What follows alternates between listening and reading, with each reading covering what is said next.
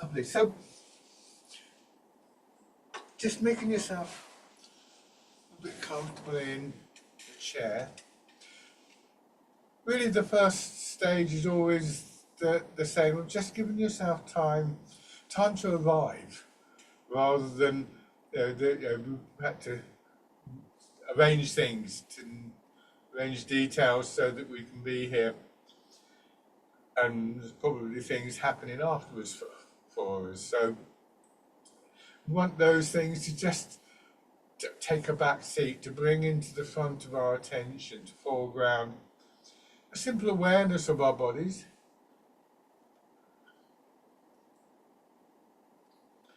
Becoming aware of our posture and feeling of support to our feet, to our chair and the hips.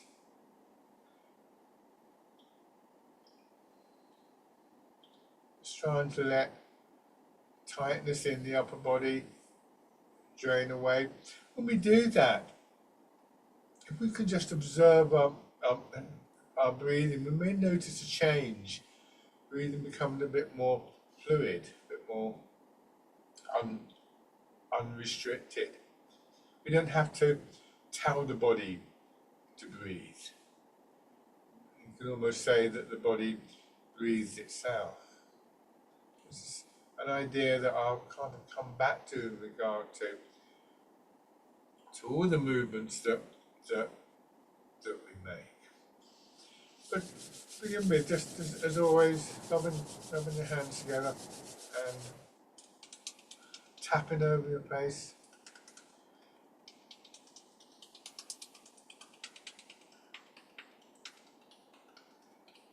Over your head and neck.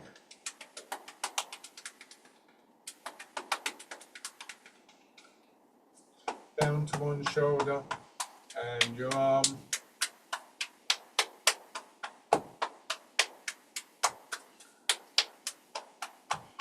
And then on the other side,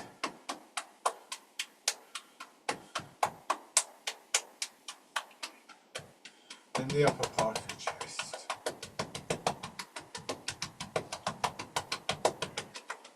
And the belly.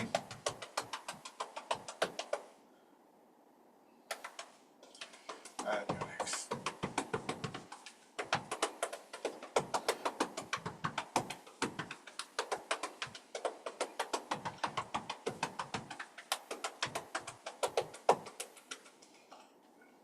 So if you can come a little bit forwards in your chair to really emphasize the role of your feet and your legs, which is never going to be as prominent in seated as in standing, but in a way that's quite helpful, because we just have to pay a little bit more close attention to what's happening in our feet, our legs, in how our weight is distributed between our feet and our hips.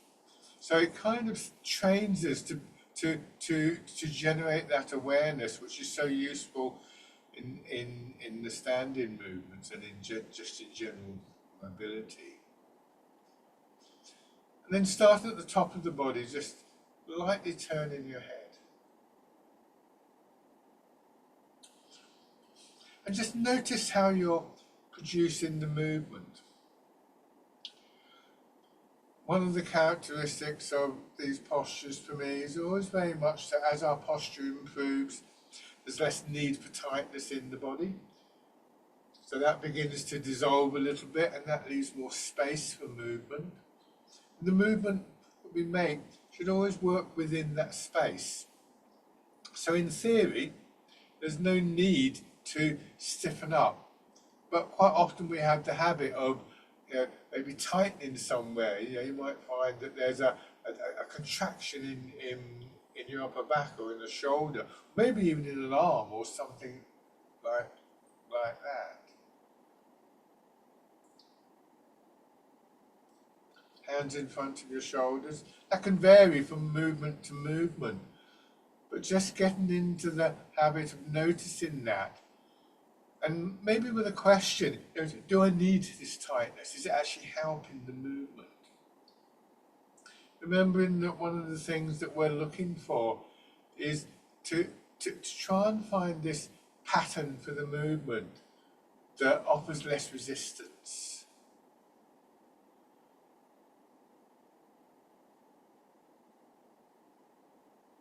and then going forwards. This is very much connected with the flow of the movement.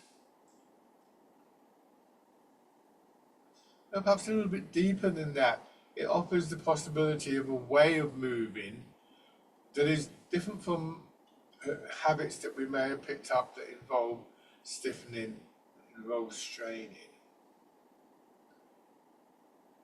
Hands down to your sides. As I mentioned before, there may be all sorts of reasons why we've picked up these habits. And we may notice that many of them are concerned with the upper part of our body. Back, shoulders, arms.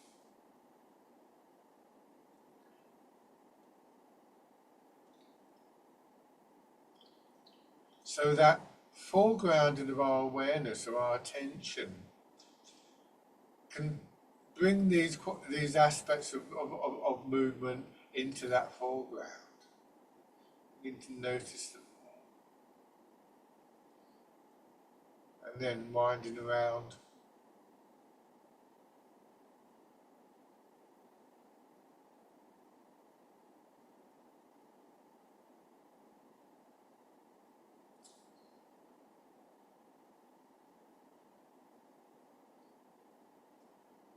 And then back the other way.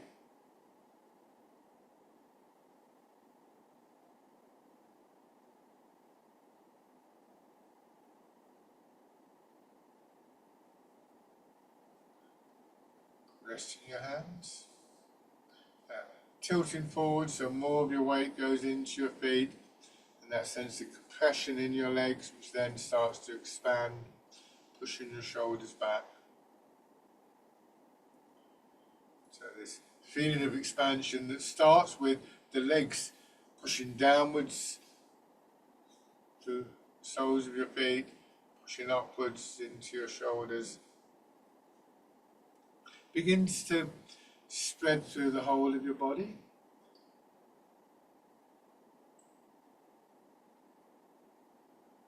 Setting a sort of pace, setting a pulse, perhaps a bit more than a pace, that we want to just allow to develop in such a way that it resonates through the whole body.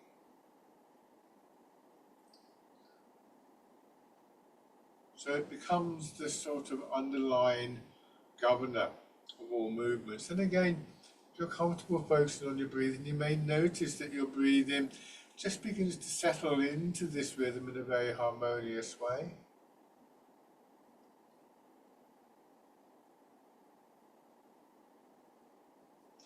We can turn in the center of our body and sort of shift the emphasis of the movement. There's a greater emphasis on the leg that you're moving towards.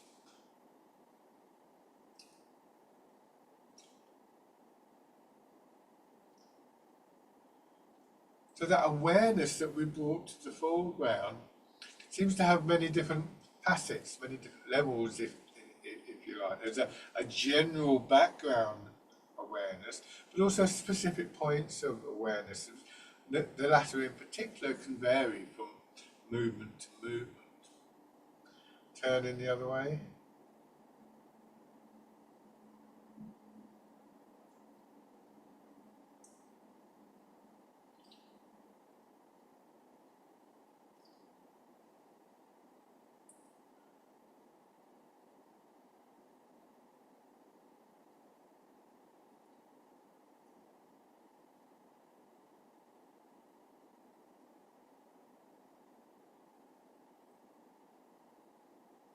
And then around.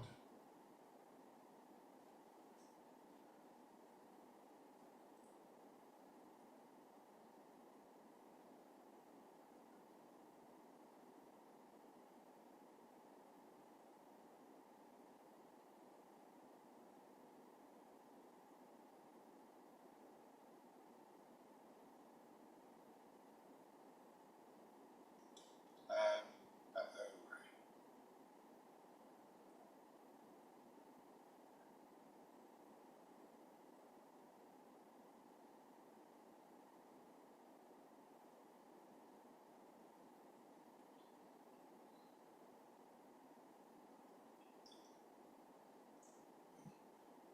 And then step in, push one foot out, heel goes down, then the ball of your foot, then that sort of press, plant in the foot.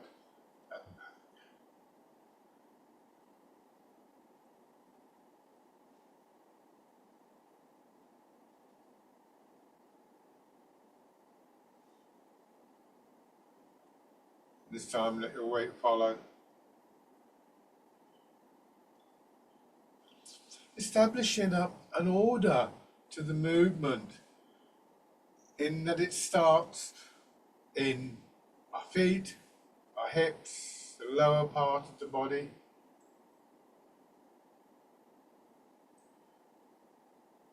And then on the other side. This helps to build this sense of our body as one whole unit rather than separate parts. Again, this is something that relates strongly to that sense of flow in the movements.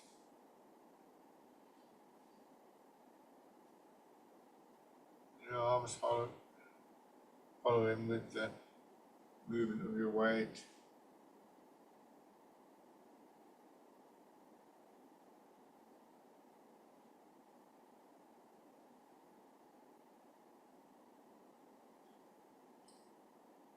Alternating from side to side.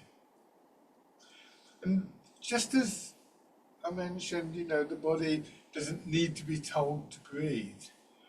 Actually, once you've got a sense of the movement, you don't have to instruct too much. It's like the body moves itself, rather than feeling that somehow some kind of exterior force has to move the body for you.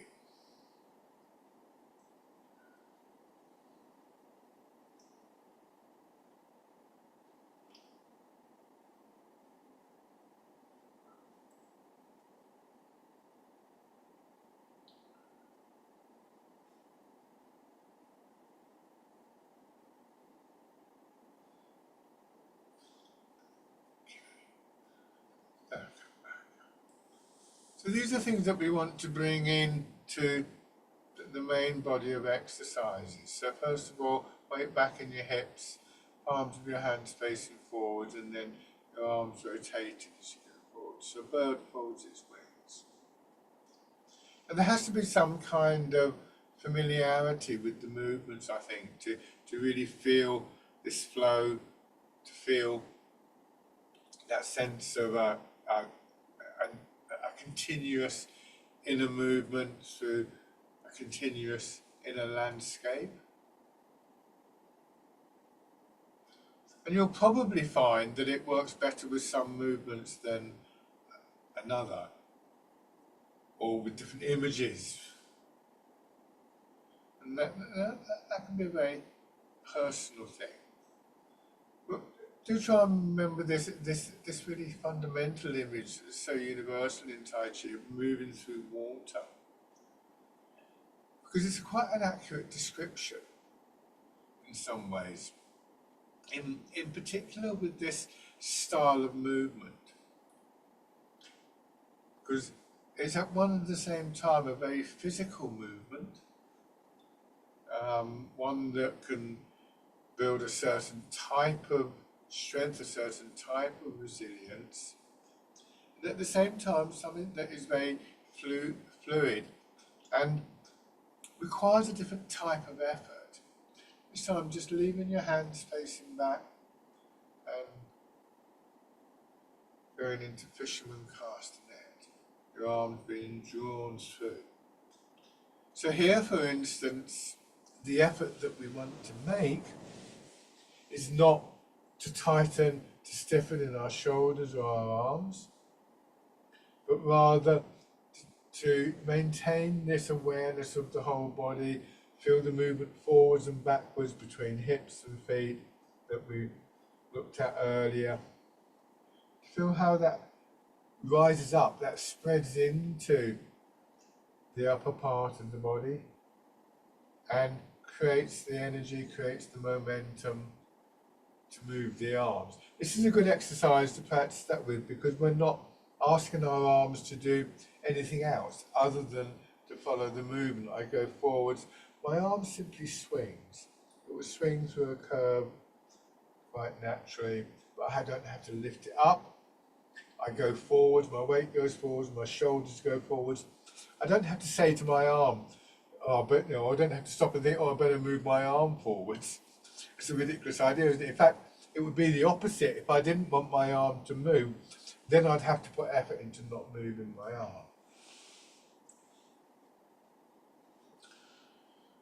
So fishermen cast a net is because it's such a simple exercise, is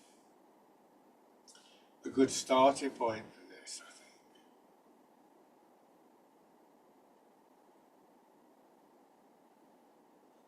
Just aware of the patterns of movement through the upper part of your body, maybe aware of those areas that feel a bit stiff or a bit tight, with an intention to get the movement to flow around and through them. As you breathe in, just follow the movement, whatever pattern works best for it.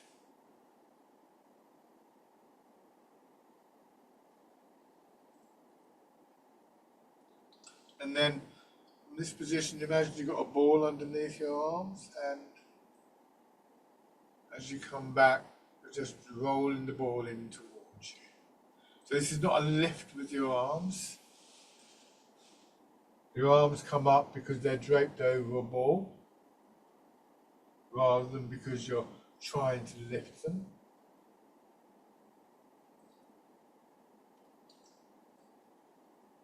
So it's not that the arms are completely passive, there's a shape, there's movement in the arms. But there's a quiet quality about that movement that enables us to remain aware of what happens in the rest of the body, and in particular, this push up as the legs expand, pushing your feet down into the floor, pushing your shoulders back. And in between, this movement expanding up through belly, solar plexus and chest. A rise in movement that may actually start to feel as though it's pushing your arms up a little bit. So they may start to go higher.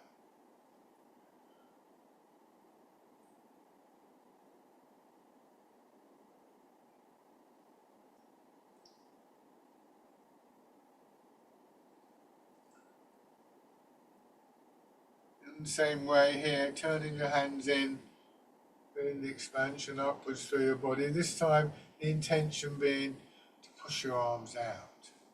Feeling the expansion, contraction between your chest and your upper back. Nice and smooth, flowing as though your back was just being very gently massaged by the movement.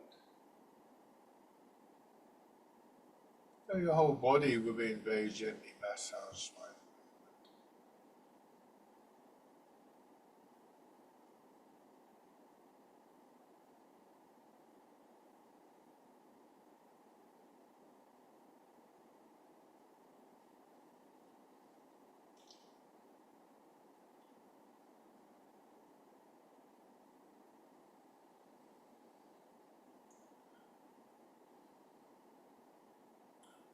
Recalling that image of moving through water, perhaps.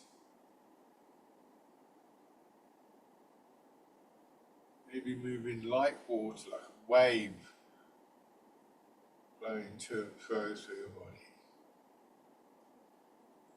And this time, as you come back, leaving your hands in line with your hips, and now the wave pushes your hands forwards, and as it recedes, draws them back. From the side, my elbows go out a little bit. As I start to go forwards, they come in, and slow them. Imagine the wave pushing my elbow forwards. Given the shape of the arm, it's natural for them once again to curve up. I'm not trying to lift my arms.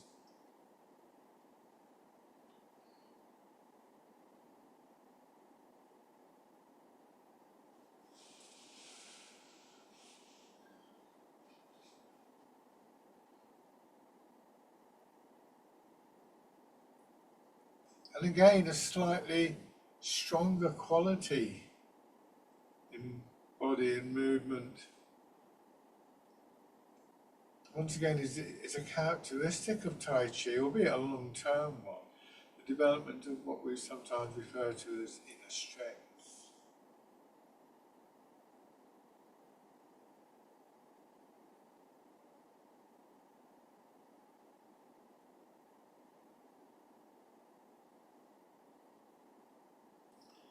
Combining with the stepping we did earlier, remember feet first.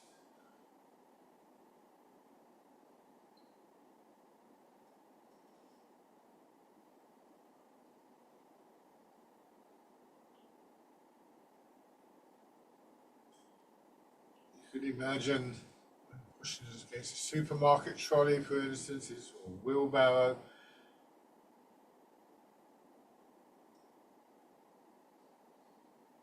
Not overextending in your arms. Hook goes out, your weight moves, so your back, shoulders, front of your body, all part of the movement.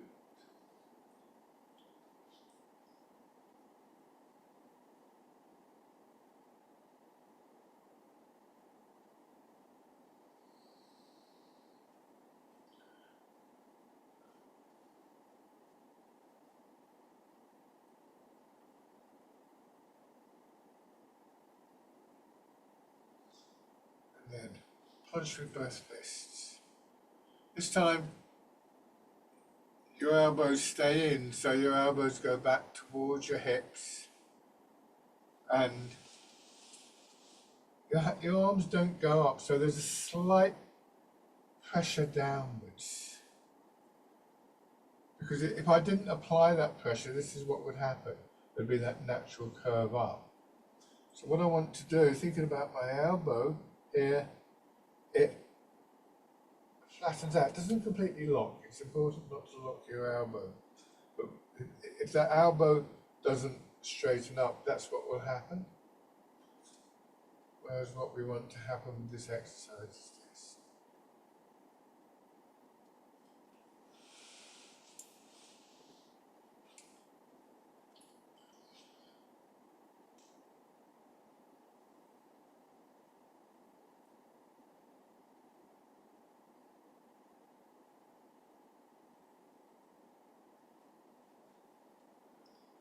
Then opening your fingers, winding your arms out.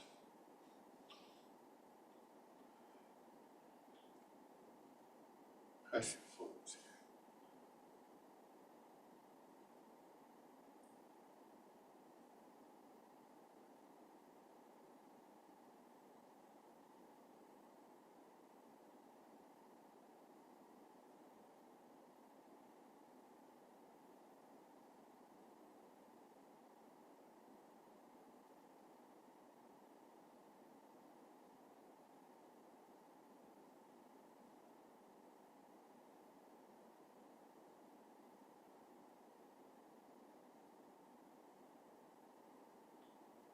Turning your hands palm down, polishing the table. Here too, your hands stay on the same level. In the extension through your back and spine, out through your arms and your fingers. One of the things that helps with building this quality of the movement is that no movement is isolated. This isn't just your arms swinging, your body's turning, your weight is moving, you've got that lengthening that I just described, and then the contracts, and so on and so forth. When one part of your body is in motion, the whole body is in motion. And that underlying dynamic, that pulsing movement, that pulsing energy that we noticed earlier, providing the sort of foundation for all of this.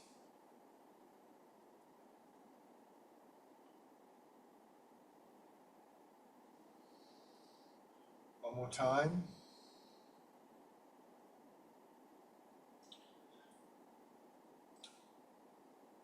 Now, turning your hands palm up, Get that sense of gravity working through your body, rib cage dropping, shoulders dropping, the weight of your head dropping, so there's this sense of compression around that central part of the body, and then the expansion down into your feet, and that lengthening, that same lengthening through your spine, pushing your arms up, and then as though you're pushing the ball down into water.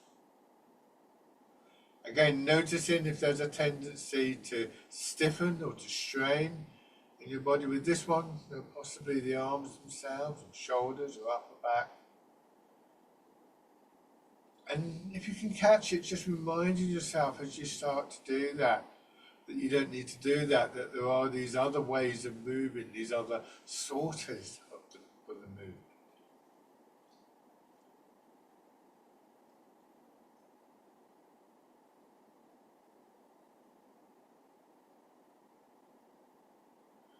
Sources that don't require the same sort of effort. So it can almost feel as effortless. It's not effortless, it's just it's a different type of effortlessness of effort.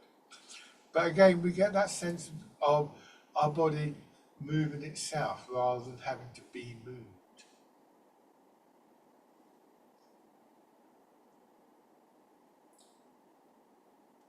Change into the wild goose. The arms being pushed away, this image of the bird in flight. So that idea that the body moves itself, it's obvious really, I think, in many ways when we think about it, but we forget easily and just habitually find ourselves straining. And so this idea of changing our perspective on how we're moving is something that is useful to take with us into our daily lives. We begin to notice those times when we are straining, but realise that there's an alternative.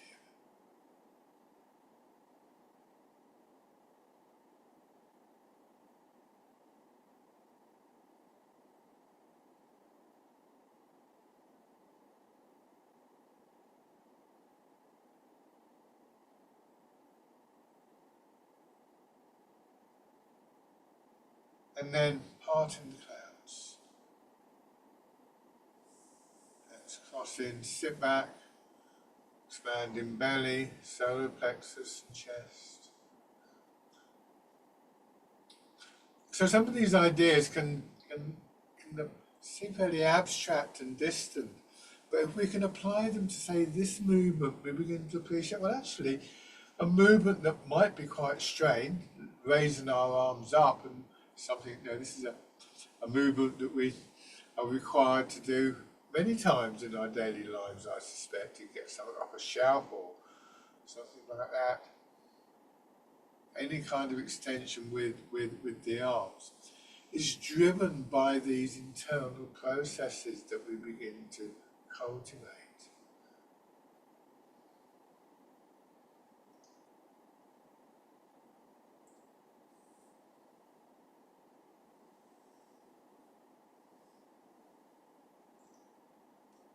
Same here, dragon plucks the stars from the sky.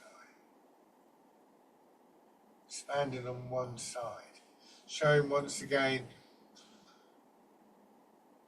that we can choose which parts of the body respond and how they respond. This is where intention becomes a very active part of the whole process, if it wasn't already. But not getting so carried away with the movement that we miss those moments when, in the case of this exercise, our arm is hanging down. We can take a moment to feel that connection down through our hips, through the soles of our feet.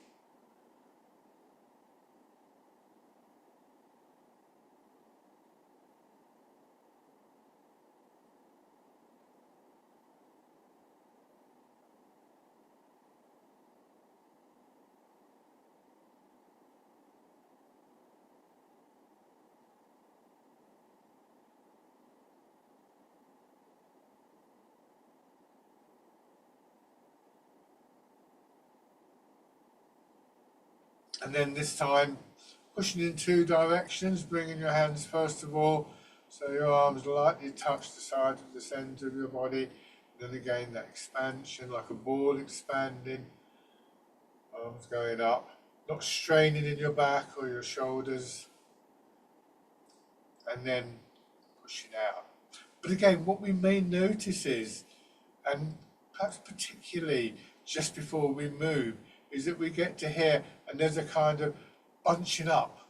And if you can catch that and not do it, basically, it can be interesting to note what happens afterwards. Again, just reminding ourselves that we don't need the stiffness and the tightness.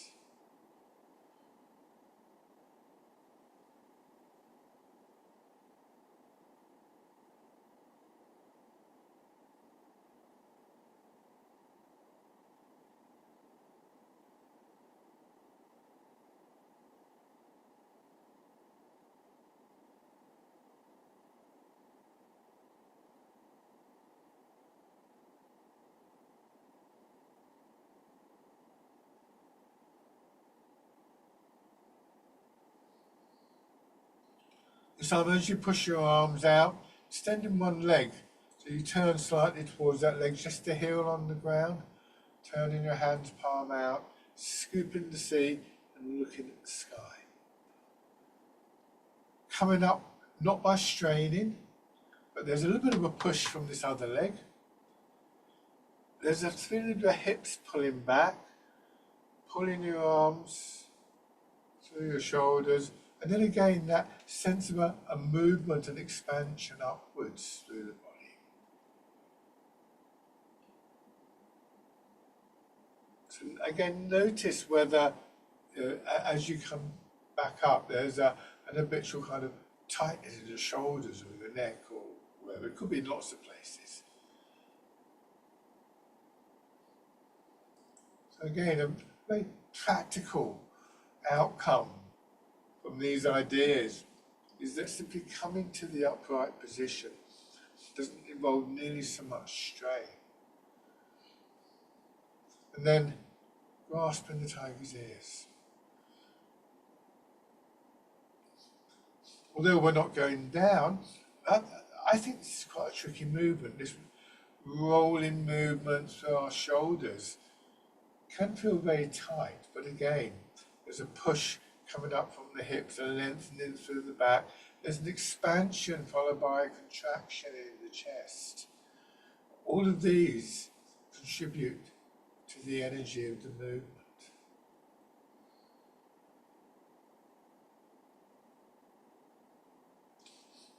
And then on the other side, the old writings in Tai Chi tell us that when one part of our body is in motion, our whole body is in motion.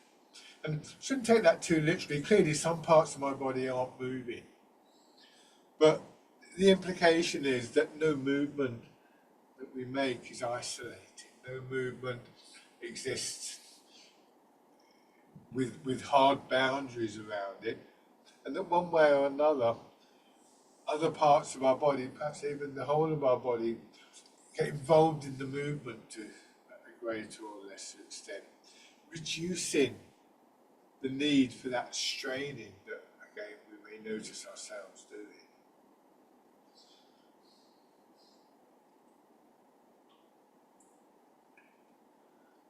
Bringing hands down and grasping the tiger's ears.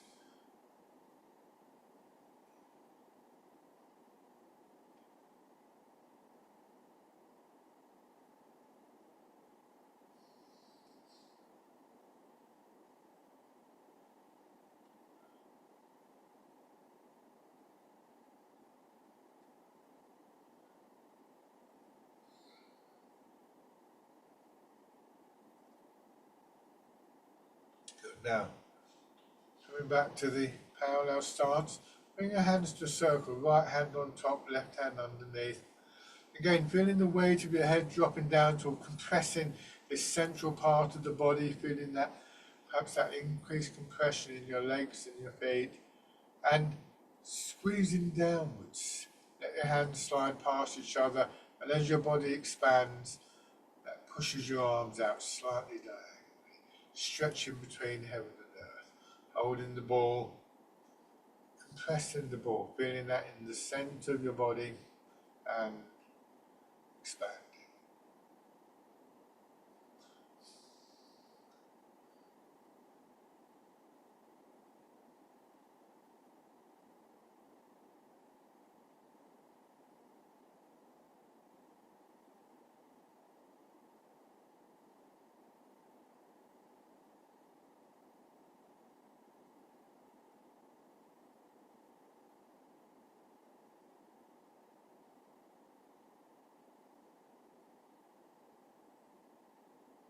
One more time.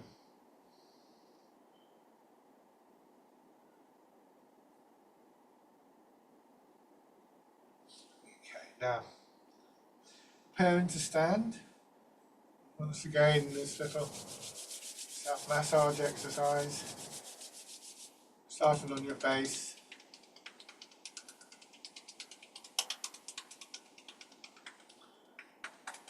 Over your head and neck, shoulder and your arm, the other side, and the upper part of your chest, and then your belly.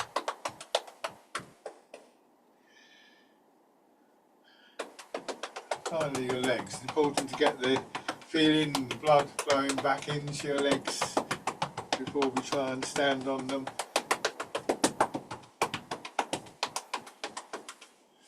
Then pushing your heel up.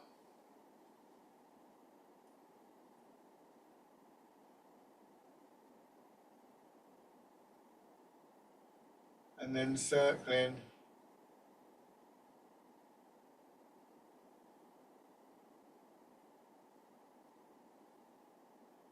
Back the other way.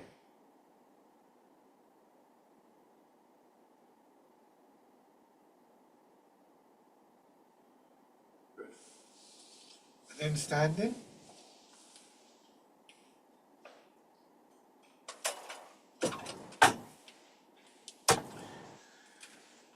Structure of the stance is different, of course, but the feeling, particularly in the upper part of the body, is the same feeling that your body is supported. You want your feet directly below your hips. Try and have your weight a little bit forwards in your feet. Let your hips drop back and then just sinking down and push it up. Your body expanding and then contracting. Probably feeling more sort of easily the action of your legs and feet, that compression and expansion, giving you this sense of a rising movement, a rising energy going up through your body, up through your back, your belly, the solar plexus, your chest, and then draining away again. Again, a nice, steady, easy-going rhythm.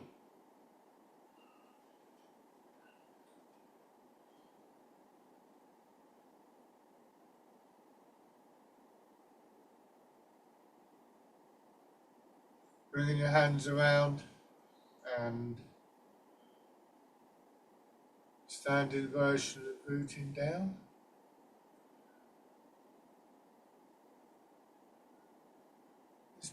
This time turning your fingers out and going into the wild goose.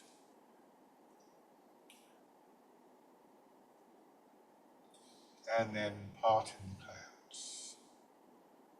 So, simple little sequence of movements, trying not to rush the change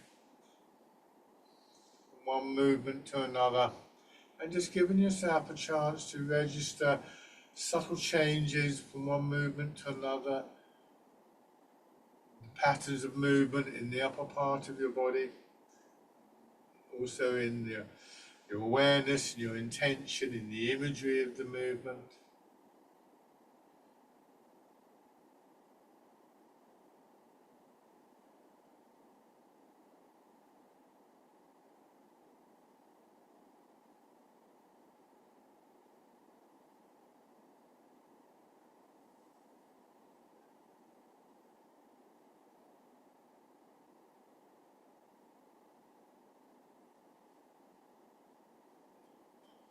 Last time, heart in the clouds. But this time, dropping down, and again, bringing your arms into holding the ball and stretching between heaven and earth.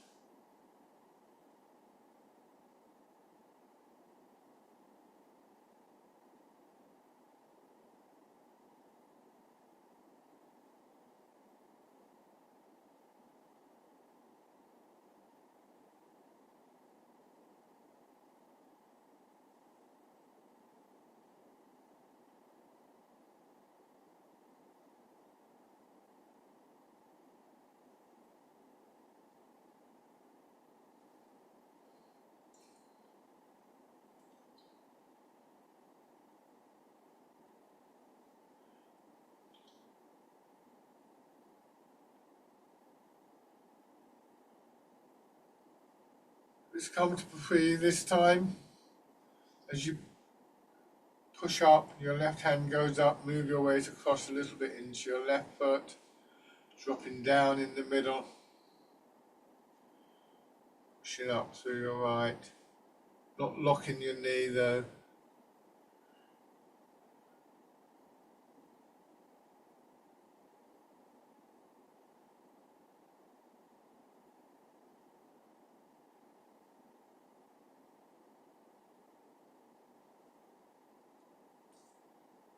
This time as you push up in your left, if it's comfortable for you again, push your right knee forward so the right heel comes off the ground.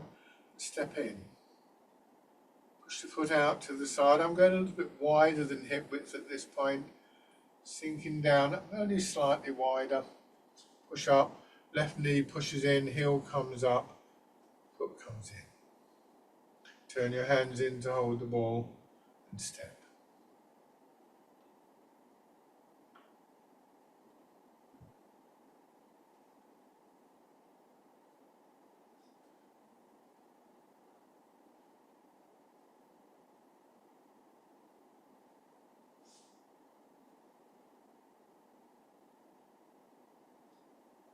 And again, if it's comfortable for you, bring the foot in, having brought it in, rotate your hip to raise your knee.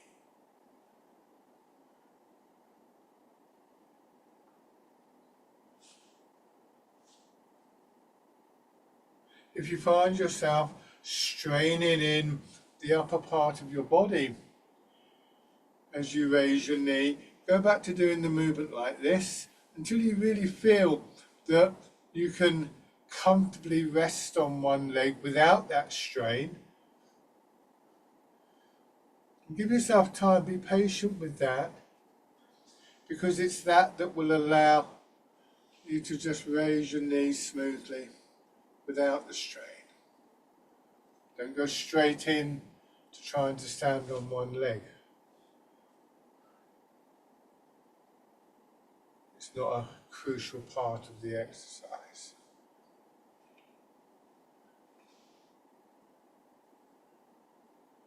Just one more time.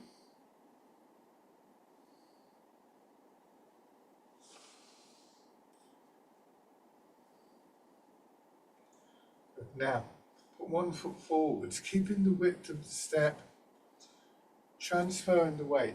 Going back to this idea that your body moves itself, that it doesn't require some kind of strain, some kind of agency to move.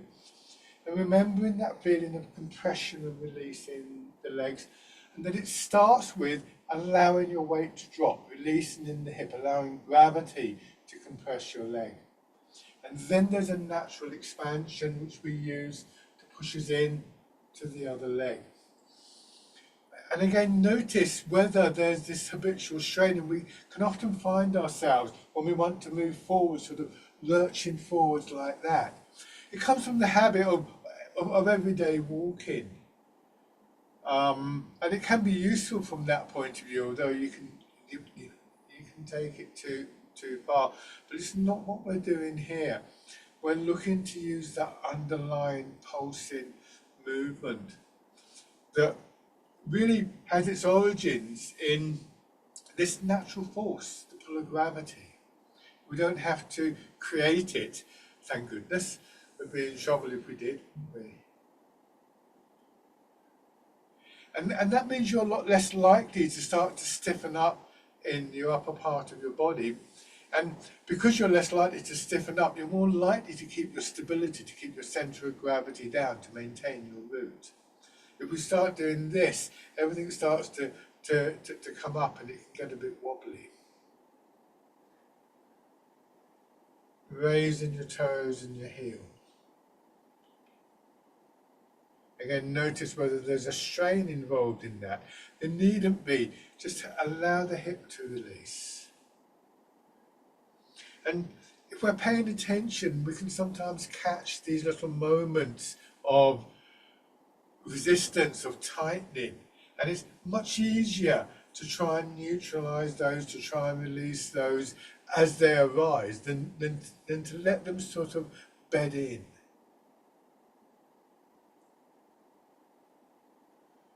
And stepping in. And we know through the Tai Chi practice, through the things that we're doing, that there are alternative ways to move. This idea of finding the path of least resistance. So we have other means.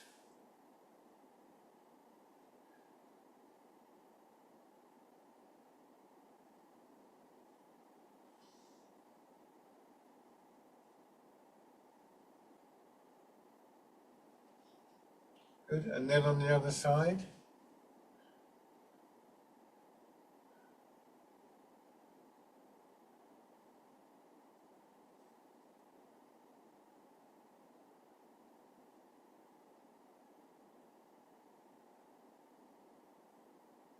Raising your toes and your heel.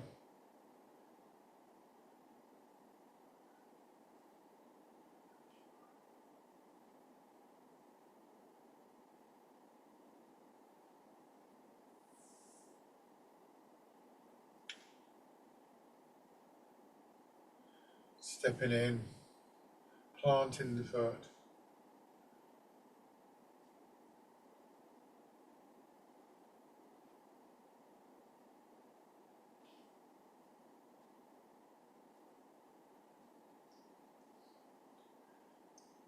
Take a few steps through, either forwards or backwards, keeping the width of your step, so paying attention to where you're stepping, keeping the width, keeping the length about the same as the width, maybe a little bit longer, so that the physical structure of your body is supported by these underlying qualities and allows them to support it. And then changing direction. So we've got this blend of different views, different aspects of ourselves. Mind, awareness, intention very much engaged. The physical structure, the physical posture, and the movement, the flow. Interacting, supporting harmoniously. Good. So, have your right foot forwards. As we do so often, just starting with the movement, fisherman cast the net. Now once again, the body moves itself. And just thinking of your arms in this movement. If I were to say to you, move your weight forwards, but don't let your arms move, you'd have to put some kind of effort into it. Well, how do I do that? What do I need to do to not move my arms? So we don't have to try to move the arms. That dynamic of compression and release and of allowing gravity to draw us down and feeling the response from the ground to our legs, moving into the upper part of the body is enough to move our arms. And then we can begin to feel the patterning within the upper body, which parts of the body are expanding, which parts of the body are contracting. And this is a good exercise to really establish that way of moving.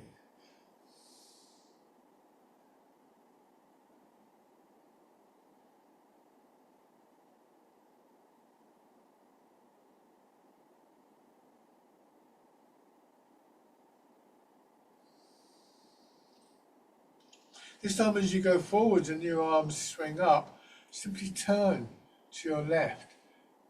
And that sort of changes the direction of movement in your arms. Sinking back as you feel the expansion, turning.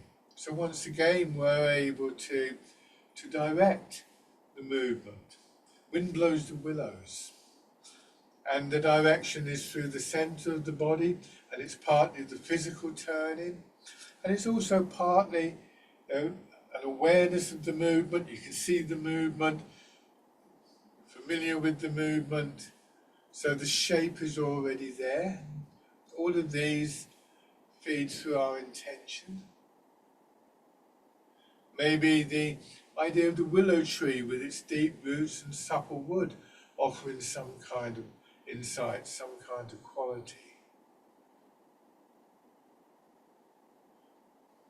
So again, we're not struggling, straining to get our arms into a particular position. We're allowing that movement that the body is making for itself to position our arms forwards.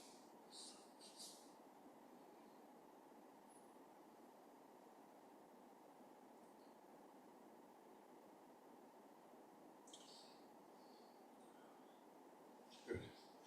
Change over. And remember, you put too much effort into the upper part of the body, this happens. If I go into my front foot here and I do this, I could probably stay here for quite a while. But watch what happens as I stiffen up in my upper body. I start to get pulled over. Now, long before I stumble, my body would quite naturally adjust to that, but it would probably adjust by stiffening up, and the movement will become increasingly laboured. Fisherman cast a net with your left foot forwards. So once we start to lose our sense of root and our stability, it becomes harder and harder to get it back. So once again, noticing, are you, for instance, instead of going to there, and going to here, getting that slight sense of being pulled forwards. If you want your arms to go further, try releasing more in your hips and your shoulders, rather than straining.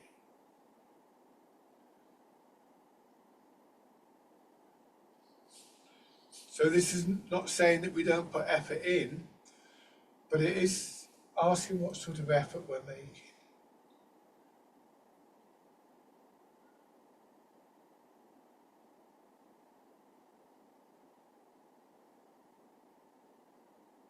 Turning.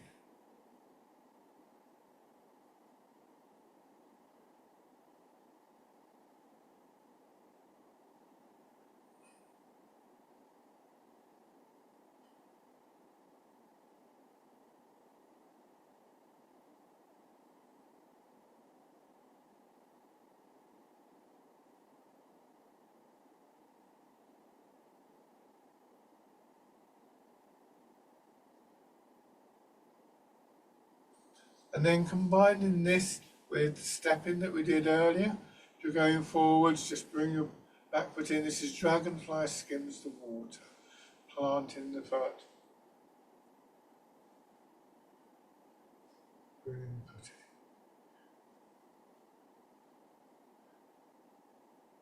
in. And then, again, if it's comfortable, raising the leg.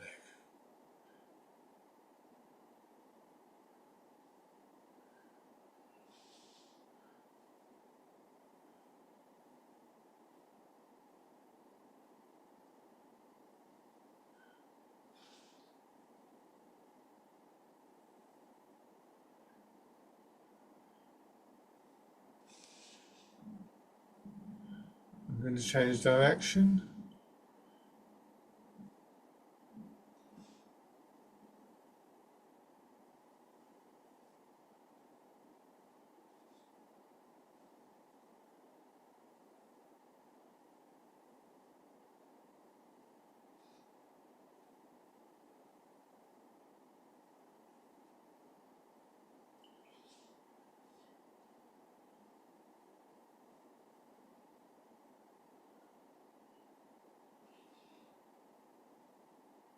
and bring your feet parallel. Good. Go back to your chairs. So remembering the starting point for all of that was to simply find a way of sitting that was comfortable, that didn't involve straining, that encouraged a drawing in of our attention, a foregrounding of an awareness of our body, how it was supported, of the movements of breathing and circulation within the body, of the calmness, the stillness that goes with that, and the weight of your body pushed down through your hips, all qualities that are part of the sort of overall benefit that we get from this art, and yet all qualities that can be lost very easily. But once we become aware of them, once we become aware of how it can feel, we can become increasingly aware of the loss of that feeling. It can be very frustrating, but this last exercise, Embrace Tiger, Return to Mountain, is the sort of remedy to that. You push your arms out and still feeling the pull of gravity on your hips and your shoulders, drawing in and returning. And this process of returning to this, again, is very much one that I think we can take away out of the actual sessions and the practice into our daily lives. We begin to notice when we're walking down the road, when we're standing doing the washing up, just sitting and talking to somebody, that there's tightness there, there's stiffness there, and we begin to learn how to release that.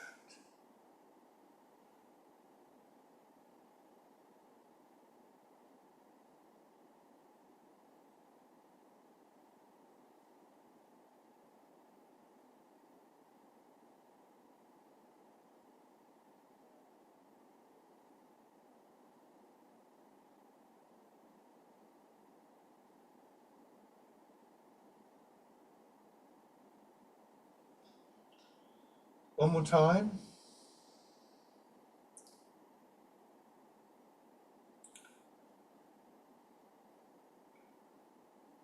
And rest.